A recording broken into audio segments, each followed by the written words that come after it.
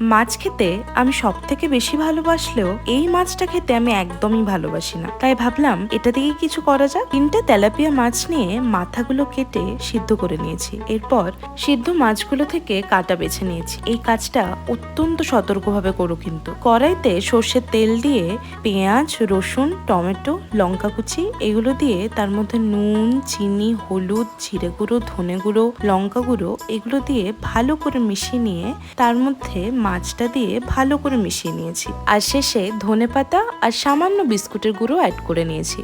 এবার পুরটা ঠান্ডা হলে আস্তে আস্তে চপের আকারে গড়ে নিয়ে ডিমের ব্যাটারে চুবিয়ে তারপর বিস্কুটের গুঁড়োতে দিয়ে একটু মোটা লেয়ার বানিয়ে নিতে হবে। বাস এবার ছাঁকা তেলে ডিপ ফ্রাই করলেই রেডি তেলাপিয়া মাছের চপ। সন্ধে হলেই মুখরোচক কিছু খাওয়ার যে ক্রেভিংটা হয় এটা দিয়ে সেটা কিন্তু ভালোই মেটানো যাবে।